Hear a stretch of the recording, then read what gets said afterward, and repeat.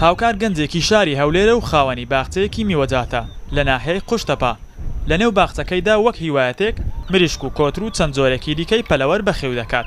یەکێک لە مریشکەکانی بەکردنی هێلکەیەکی قەبارە بچووک ئەوی تووشی سەرسوڕمان کردووە. لە کاتی سیرکردنی مریشکان دیتم هێلکەی زۆر بچووکی لێ بوو، یعنی کە دیتم تووش شۆکم بەڕاستی زۆر گچکە بوو. سەرداوام زانی هێلکەی کۆترە یان هێلکەی پەلەوەرشترە، بەڵام هێلکەی مریشکە کە قەبارەکەی زۆر بچووکە. هاوکار خاوەنی زیاتر لە 40 مریشکە و هەمویان ماوەیەکی درێژە کەوتونەتە هێلکەکردن.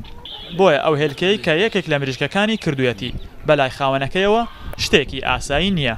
ئەم مریشکە شتێکی کردووە کە پێشتر نەخۆی و نەمریشکە هاوڕەکانی ئەمەیان نەکردووە. ئەگەر هاتوو ئەم هێلکەیە ئەم مریشکە کردوویەتی بە شکانی ڕیکۆرد هەژمار بکرێت، ئەوە بۆ هەتایی ناوی خاوەنەکەی و مریشکەکە خۆشی دەچنە ناو مێژوو.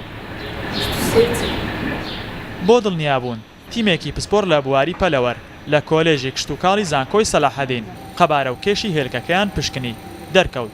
هێلکەکە ئاسایی نییە و قەبارەکەی زیاتر لە 6 جار لە هێلکەیەکی ئاسایی بچووکترە. طبیعی نییە، هێلکە نییە، یعنی ناتوانێت بڵێ ئەوە هێلکەیە. لە شکل هێلکەیە چوچی قەپێلکەی و لە مریشکی پێدا بووە، بەڵام هێلکە نییە بە مواصفات هێلکە، دەبی زەردێنێت تێدا بێ هێلکە ئەو تەبەقەکانی تر. هەرچەندە هاوکار نکۆڵی دەکات لەوەی ئەمە یەکەم هێلکەی مریشکەکەی بێت یان مریشکەکەی هیچ نەخۆشیێکی هەبێت، بەڵام وەزارەتی کشتوکاڵ چەند هۆکارێک بۆ بچووکی هێلکەکە دەخاتە ڕوو.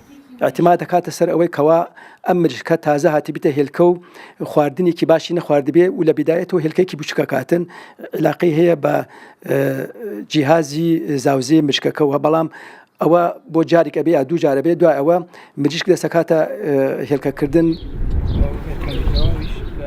درێژی هێلکەکە 2 سانتیمەتر و 79 میلیمەترە، بەڵام ئەو هێلکەی کە لە کتیبی گینز ژمارەی پێوانەیی تۆمار کردووە درێژەکەی 2 سانتیمەتر و 70 میلیمەترە، واتە هێلکەی مریشکەکەی هاوکار تەنیا 9 میلیمەتر گەورەترە. ڕێکار عەزیز ڕووداو، هەولێر.